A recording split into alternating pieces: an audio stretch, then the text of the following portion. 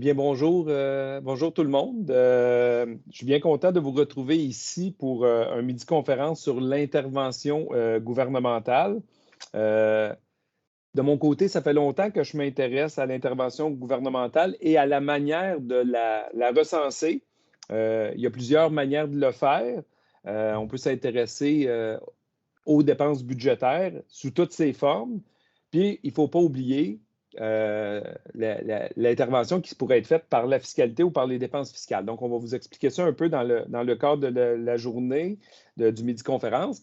J'en profite pour présenter tout de suite ma collègue Isabelle Provencher, qui est professeure à l'École de travail social et de criminologie de l'Université Laval, qui va prendre la parole lors de ce midi-conférence avec moi. Donc, je suis bien content de l'accueillir.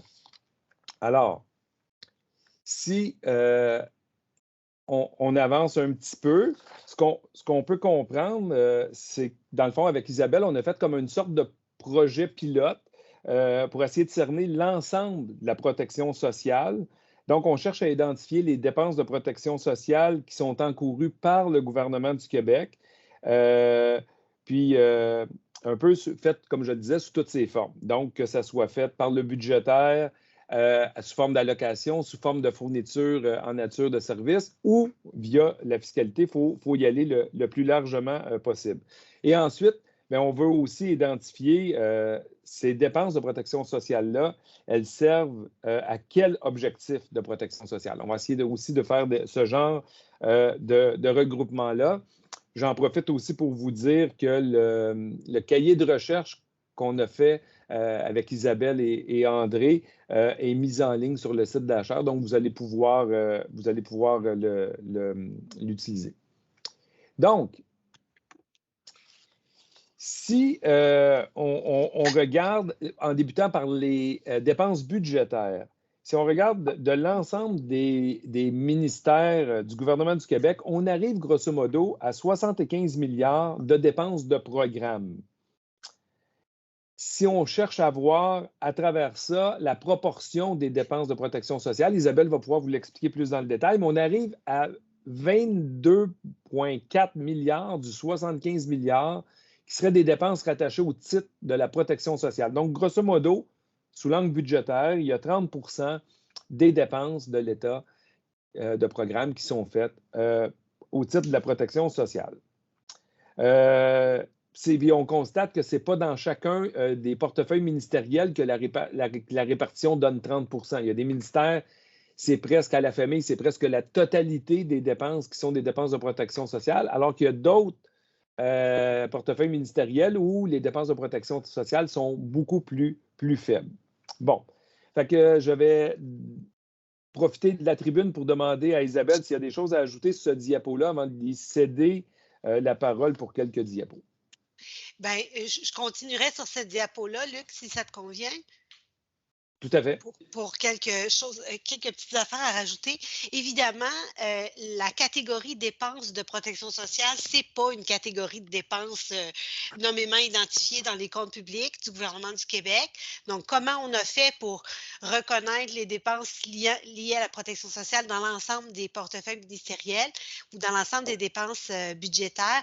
On s'est d'abord tourné vers une base de données de Statistique Canada qui s'appelle la classification canadienne par fonction des administrations publiques, qui recense les dépenses des administrations publiques provinciales par différentes fonctions, dont la fonction de protection sociale. Malheureusement pour nous, on pensait en faire un grand bout de chemin avec ça, mais la base de données ne permet pas, les dépenses de protection sociale sont identifiées par domaine de protection, je vais y revenir tantôt, mais on permet pas d'aller plus loin et de voir la ventilation de ces dépenses-là.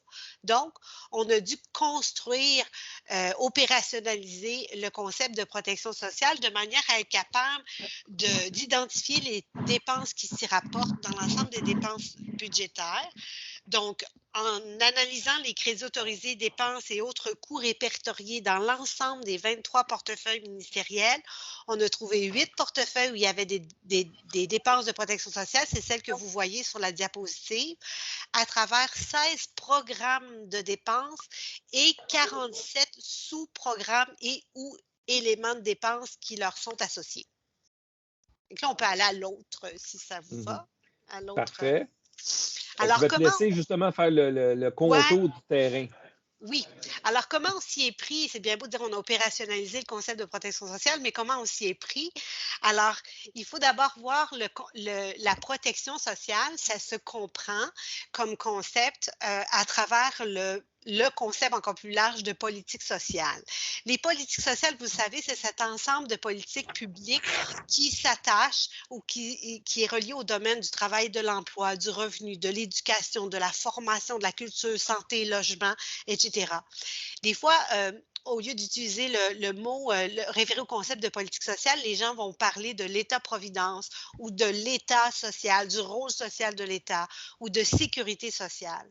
Mais en gros, les politiques sociales, elles rendent compte des interventions des pouvoirs publics en matière de réponse aux besoins fondamentaux, de promotion de l'équité et de l'égalité et de lutte contre l'exclusion sociale. En gros, c'est ça. Mais ces politiques-là, elles se déploient dans des systèmes et ou des régimes de protection sociale qui sont en fait des compromis dans des époques données à travers des acteurs sociaux donnés qui figurent, qui se donnent à voir à travers des dispositifs, des législatifs, des programmes, des instruments, aussi des structures de financement.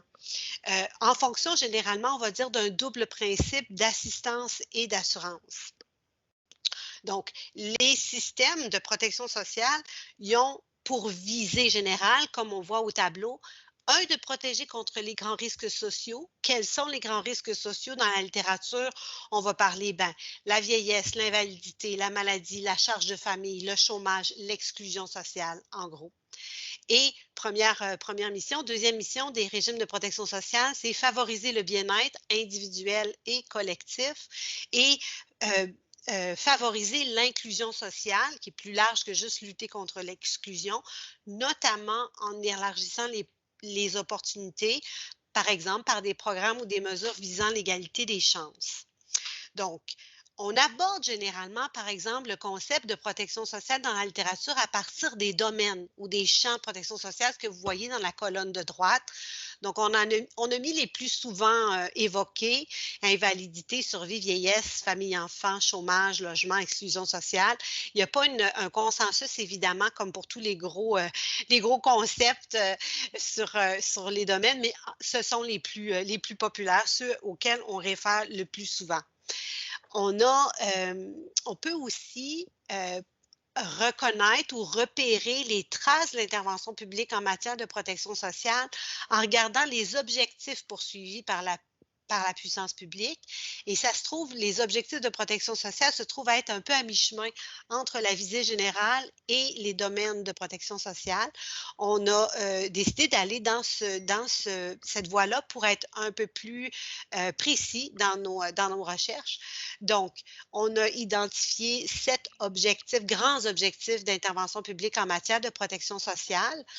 L'État peut chercher à soutenir et ou sécuriser le revenu, soutenir ou favoriser l'emploi, favoriser la prévoyance individuelle et collective, on va y revenir tantôt, soutenir ou favoriser l'éducation, reconnaître la charge de famille, favoriser l'équité, notamment en matière d'équité fiscale, et la reconnaissance des droits des individus ou des groupes de population précises. Et enfin, vous allez dire c'est un objectif fourre-tout, poursuivre un objectif social particulier. Donc, là-dedans, on a recensé un ensemble de dépenses qui réfèrent à des interventions publiques en matière de protection sociale. On l'a subdivisé. Donc, poursuivre un objectif social pour l'État, ça peut, au Québec, ça peut être d'abord répondre à une situation problème. Pour vous donner une idée, par exemple, toutes les dépenses de services liées à la livraison de services aux jeunes en difficulté, c'est pour répondre à une situation problème. Deuxième sous-objectif, améliorer les conditions d'existence de groupes sociaux particuliers. Si on pense par exemple aux dépenses liées au soutien des personnes âgées, volet maintien à domicile, volet hébergement, c'est pour améliorer les conditions d'existence de groupes particuliers. Et troisième sous-objectif social particulier, renforcer la participation sociale. Donc, le renforcement de la participation sociale, c'est permettre aux personnes d'exercer leur rôle, d'être intégrées dans la société. Bon, j'avais mis comme exemple les programmes de dépenses pour l'intégration des personnes immigrantes et tout ça. Donc ça rentre dans cette catégorie-là. Ça vous explique un peu notre grille d'analyse pour les dépenses publiques qu'on a fait. Je te laisse aller, Luc, sur le prochain. Moi, j'ai pas mal fini, là. Parfait. Bien, sur la diapo suivante, mais je vais te laisser la parole, mais en gros, OK. on a pris les 7 objectifs de protection sociale dont Isabelle vient de parler, puis on a essayé d'attribuer les dépenses de protection sociale qu'on avait identifiées auparavant, là, toujours le même 22,4 milliards de dollars. Si on le distribue à travers ces 7 objectifs-là, de quelle manière c'est distribué? Et là, on a dit, poursuivre un objectif social particulier, c'était le fourre-tout. Bien, le fourre-tout ramasse le 2 tiers des dépenses ayant un objectif social particulier. Le deuxième objectif en importance, c'est soutenir et sécuriser le revenu avec 14 %. Puis on s'en va tout de suite après aux charges de famille là, qui sont à 12 %. On voit que les autres, c'est quand même des postes, les objectifs dont les postes au titre de la protection sociale sont beaucoup plus modestes. Je ne sais pas si tu as de quoi ajouter là-dessus, Isabelle? Peut-être dire que l'opération qu'on a faite nous a permis de repérer toutes les dépenses, en fait, qui participent à la protection contre les grands risques sociaux, qui favorisent la lutte contre l'exclusion sociale ou qui visent à améliorer les conditions d'existence. Fait qu'on a classifié chacune des dépenses en fonction de l'objectif principal poursuivi.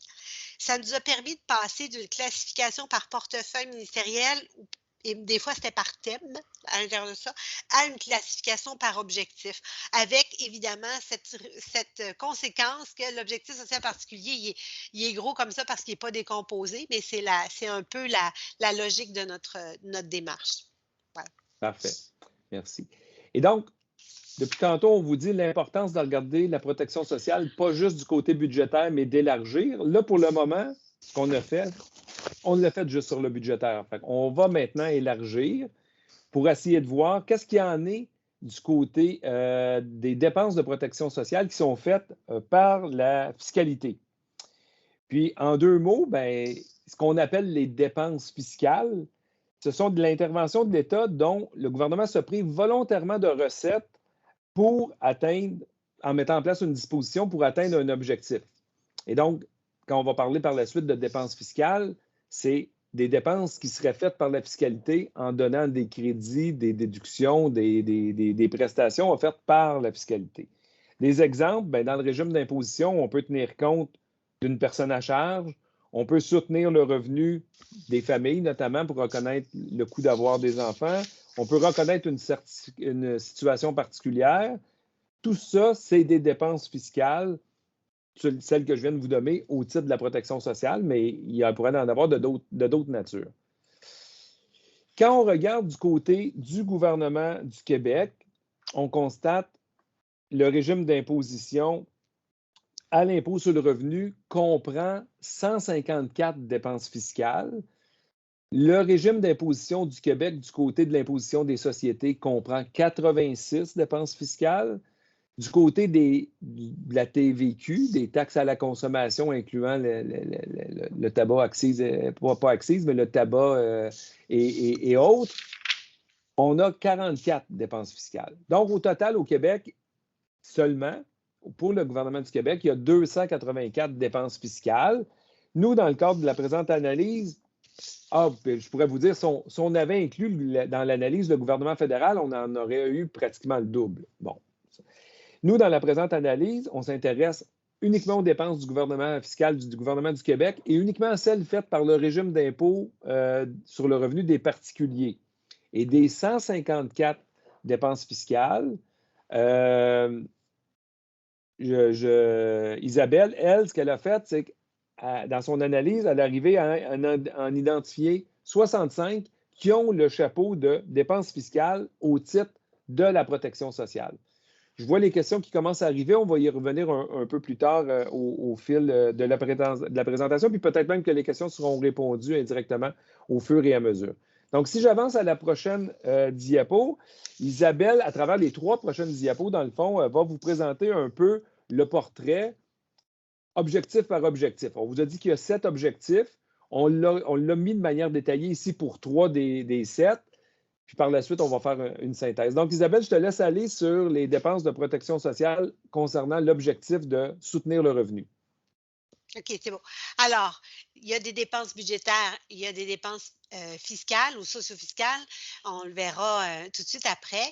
Évidemment, vous vous en doutez, les dépenses budgétaires les plus importantes qui visent à soutenir le revenu, c'est les programmes d'aide financière de dernier recours qui sont nommés comme aide aux personnes et aux familles dans les comptes publics, donc près de 3 milliards, suivi du programme d'indemnisation des personnes victimes d'actes criminels, beaucoup plus restreint. Hein. Action communautaire, c'est des dépenses de programmes qui visent le soutien du revenu, mais qui se font à travers les organismes d'action communautaire. Et enfin, le programme d'indemnisation de reconnaissance des actes de civisme. Ça totalise 3,1, un peu plus de 3 milliards.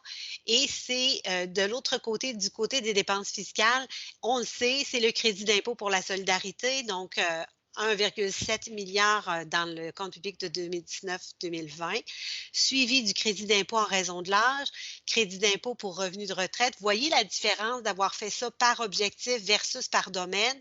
On les aurait perdus, là, le crédit d'impôt en raison de l'âge, crédit d'impôt pour revenus de retraite, il aurait été dans un champ. Alors ça nous permet d'isoler vraiment ce qui vise principalement le soutien du revenu des gens. La non-imposition des prestations du régime public d'indemnisation des accidents du travail, c'est aussi une dépense fiscale. On l'a écrit comme ça, c'est un crédit d'impôt, mais c'est le montant pour soutien des aînés, parce qu'on l'appelle comme ça. Et d'autres crédits d'impôt plus petits, là, dont la subvention relative à une dose de taxe municipale, la non-imposition des allocations de pension et indemnités aux anciens combattants, victimes d'actes criminels, accidentés de la route, etc.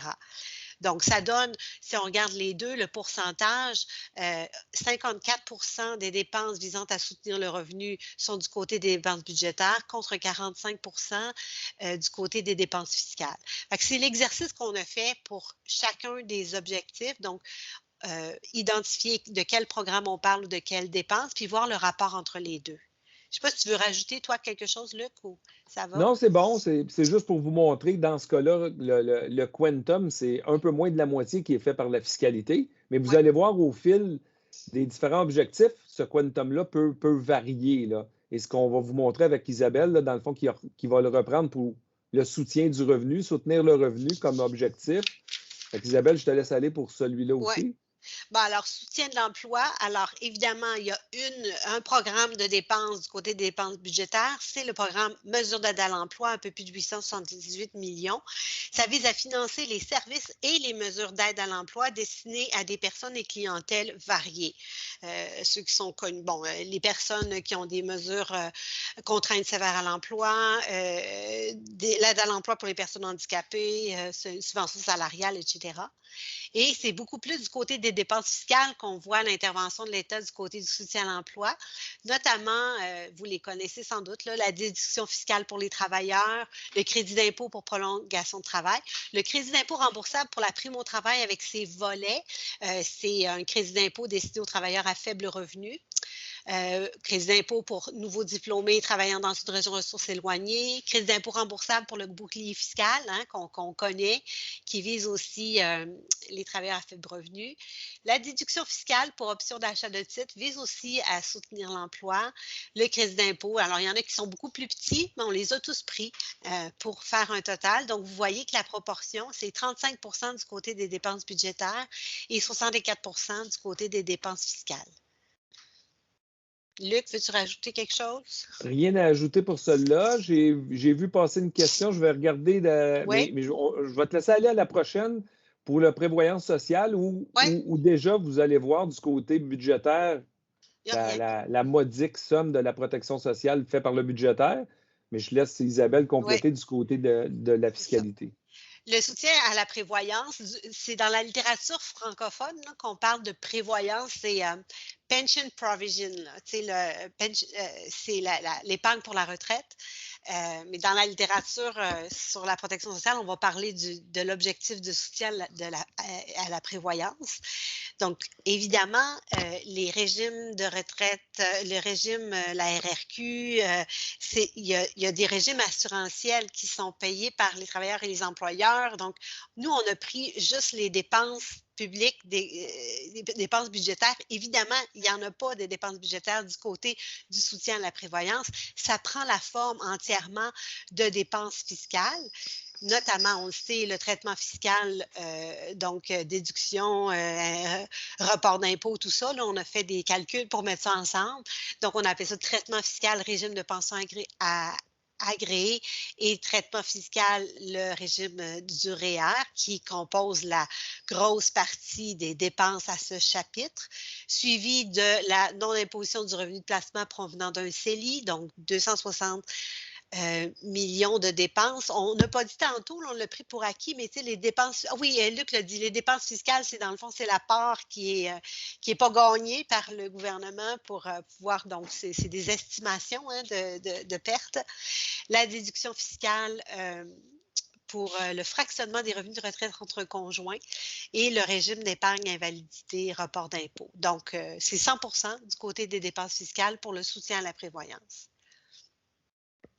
Parfait, merci. Donc, puis ici, dans le fond, on regarde, donc évidemment, vous aurez compris que c'est 100 fait, puisqu'il n'y a pas de dépenses budgétaires qui est fait par la fiscalité.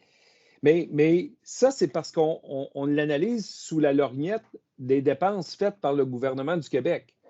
Si on avait pris une analyse plus large, puis on avait pris les dépenses faites par l'ensemble des administrations publiques au Québec, qui inclurait le fédéral notamment, bien là, dans le cas des dépenses de protection sociale faites par le budgétaire, il y aurait la pension de sécurité de la vieillesse, il y aurait le supplément de revenus garanti. Donc, on aurait un portrait différent. Donc, déjà, à notre réflexion, dire l'étape ultime, est-ce qu'on devrait prendre l'ensemble des administrations publiques? Puis si on prenait l'ensemble des administrations publiques, nous aurions aussi de ce côté-là les prestations fort probablement qui seraient versées par le régime des rentes du Québec. Donc, ça donnerait aussi un portrait différent. Là, vous avez compris, on disait il y a 7 objectifs de protection sociale. On ne voulait pas les passer les 7. On en a mis 3. Vous avez un peu compris le principe, mais les 7, évidemment, se retrouvent dans l'étude. Et maintenant, ici, on va vous montrer, dans le fond, la synthèse des dépenses faites par le budgétaire et le fiscal pour l'ensemble des 7 objectifs. Et donc là, nous avons le véritable portrait de la protection sociale faite par les dépenses publiques, qui comprend le 22,4 milliards qu'on vous parlait, fait par les dépenses budgétaires. Mais là, on ajoute un 20,2 milliards qui sont faits par les dépenses fiscales. Et donc, le portrait global au Québec, c'est près de 43 milliards de dépenses de dépenses publiques sont au titre de la protection sociale faite par le gouvernement du Québec. Donc, Isabelle, je te laisse aller si tu veux rajouter des éléments ici. Oui, bien, merci. Alors, bon, que nous apprend ce portrait hein, sur les dépenses publiques de protection sociale? Bien, d'abord, que les dépenses de protection sociale sont importantes, que près d'1 $ sur 2, c'est des dépenses fiscales, qui, elles, évidemment, on le sait, sont moins connues, sont moins sujettes à débat, sont moins scrutées à la loupe. Un mot peut-être sur les dépenses de l'objectif 7, poursuivre un objectif social particulier qui est 3 sous-objectifs. Dans ces dépenses-là, 16 408, la moitié de ces dépenses-là, c'est pour répondre à une situation problématique. Hein. Je vous parlais du programme de services aux jeunes en difficulté, puis du côté des dépenses fiscales, on peut mettre là le crédit d'impôt pour frais médicaux. donc 50 des dépenses pour répondre à une situation problématique, 41 pour l'amélioration des conditions d'existence des groupes particuliers.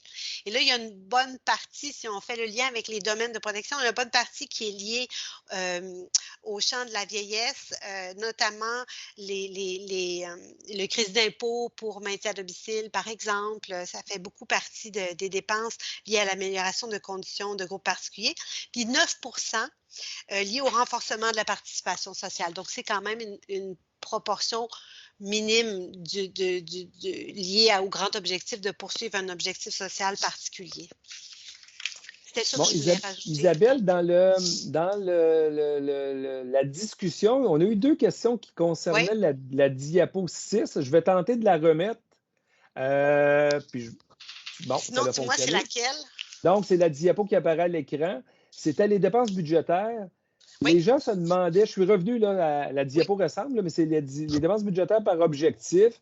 Oui. Il y avait une première question, à vrai dire, je pourrais même aller à une autre diapo avant. Ici, il y avait une question concernant, en éducation, pourquoi il y a juste 937 millions du 21,5 milliards qui sont de la protection sociale. Peut-être expliquer la manière dont tu as fait le calcul. Le programme, parce qu'on l'a dans l'annexe, dans l'annexe, dans le cahier, on a toutes les, tu sais, un portefeuille ministériel, c'est divisé en grands programmes.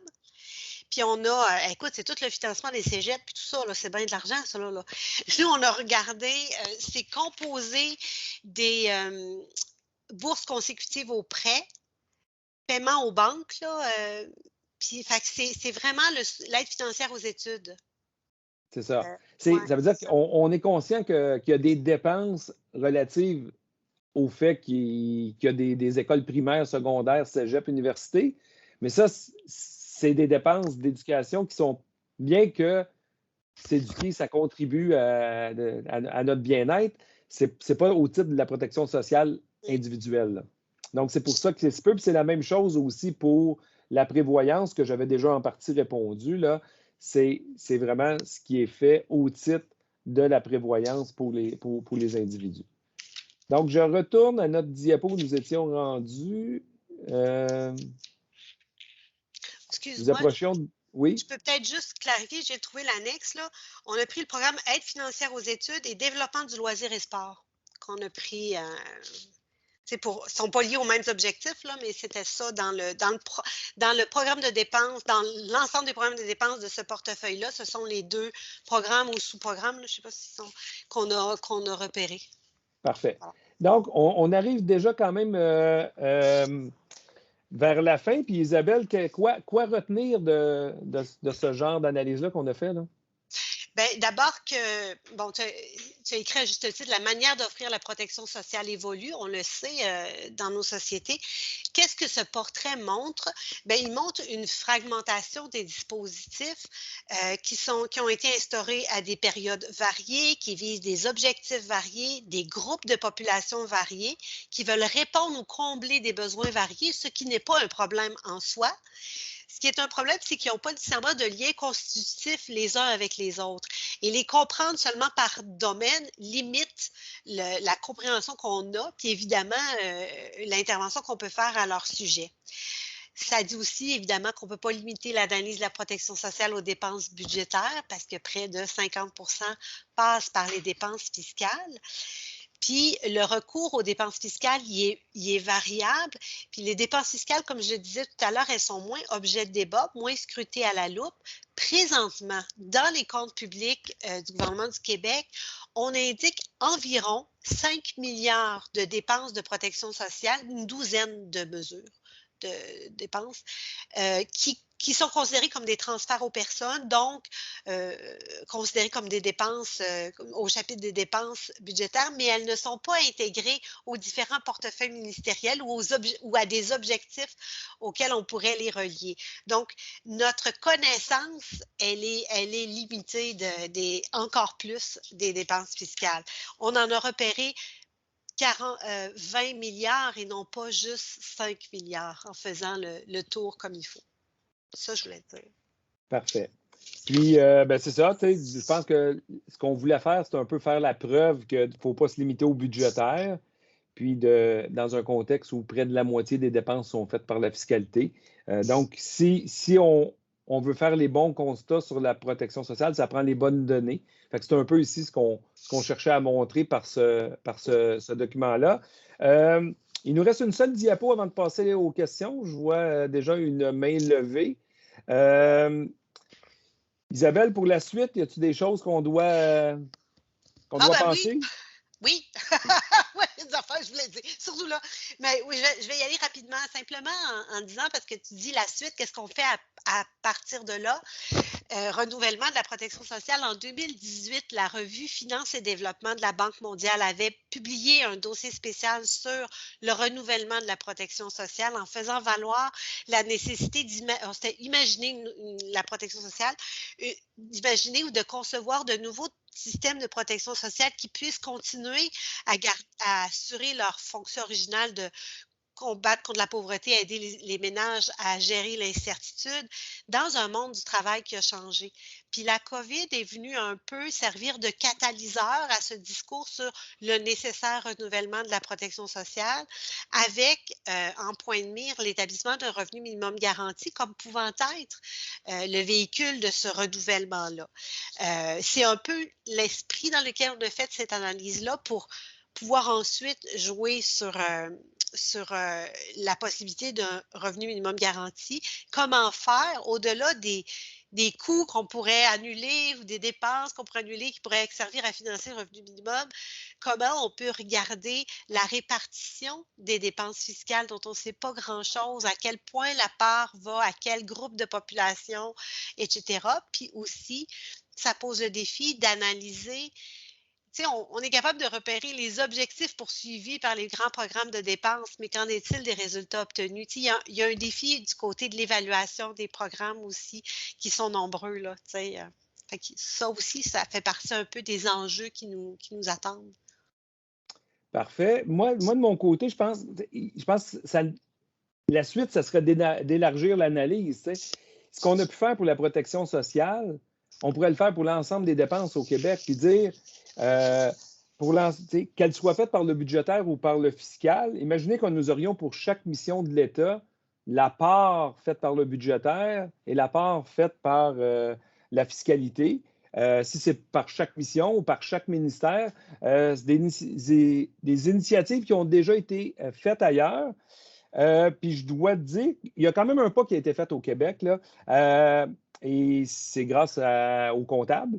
Donc, les comptables ont changé les normes comptables, donc ils ont mis en place pour le jargon, pour eux, je vais lui faire plaisir pendant 30 secondes, là, les IFRS. Donc, ils ont modernisé les normes comptables. Et depuis 2014, dans le budget du gouvernement du Québec, nous avons dans les comptes publics, on rajoute certaines dépenses fiscales qui sont faites dans les comptes publics du gouvernement du Québec, donc dans les dépenses à côté des dépenses de programme. On le fait seulement pour certaines d'entre elles, celles qui ont les principales caractéristiques de transfert aux citoyens, notamment le crédit de solidarité, par exemple.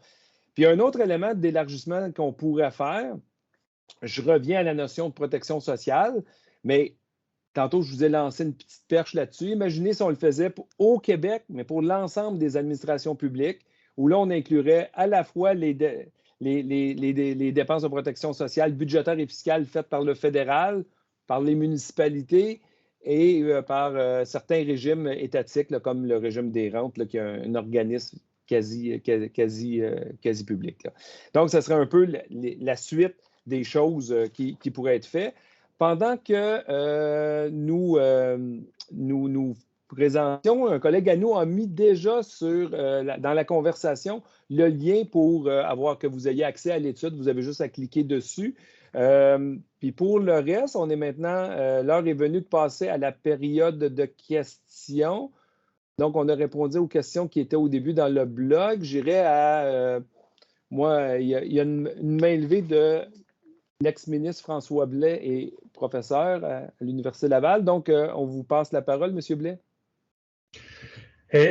Bonjour tout le monde tout d'abord, et bravo pour le travail, c'est considérable. Le travail de classification aussi, c'est pas évident. Hein? Ça doit avoir été, il doit y avoir eu beaucoup de discussions, d'échanges pour trouver la meilleure façon de classer les objectifs.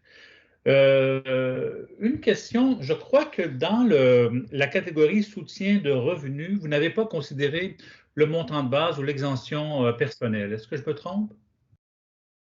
Vous avez tout à fait raison. C'est à peu près 12,8 milliards de mémoire.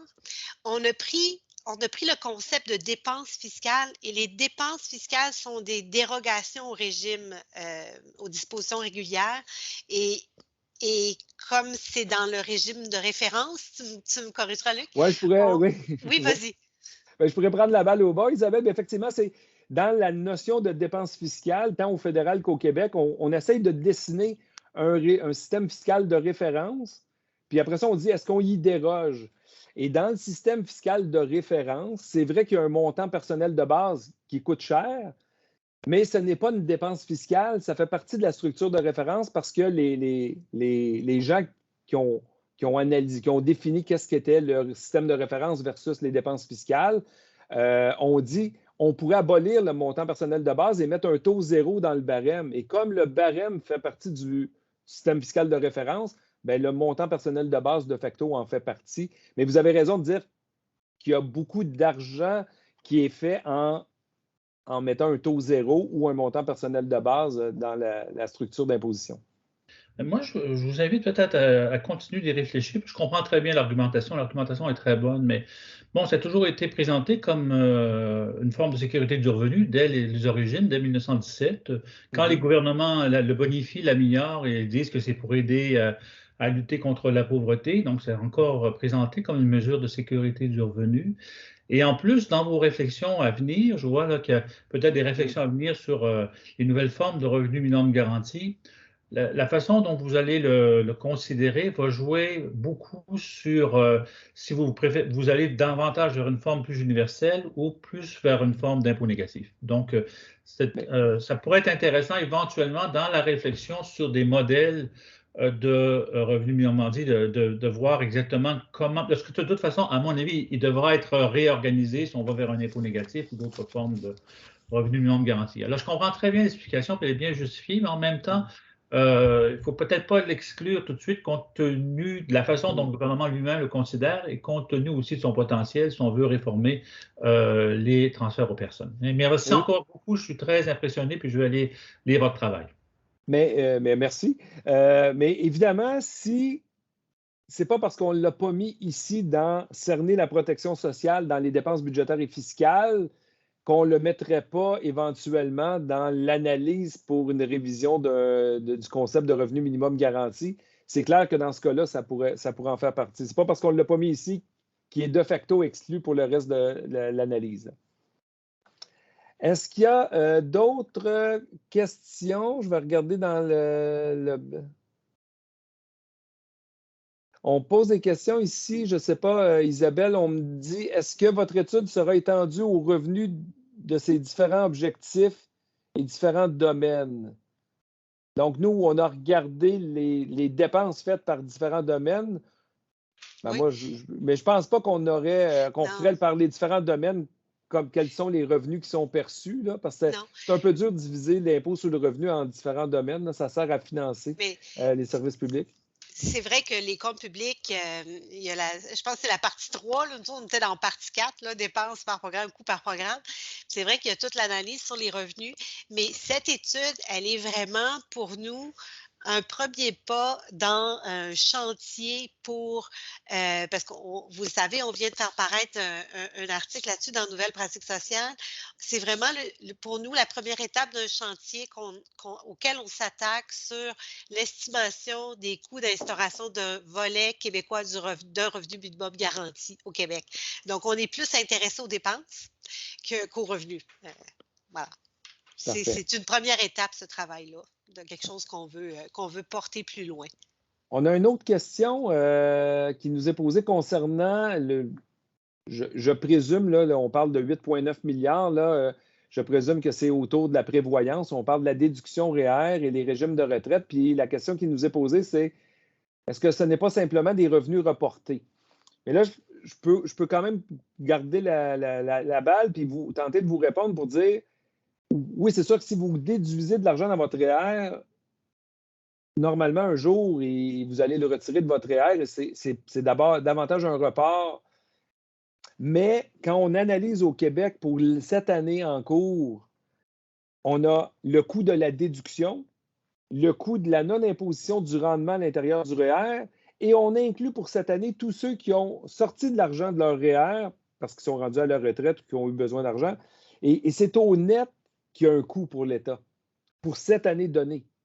Donc, je sais que dans le passé, là, le gouvernement fédéral a déjà fait plutôt que de le faire pour une année donnée, déduction, non-imposition et retrait, combien il manque au fisc.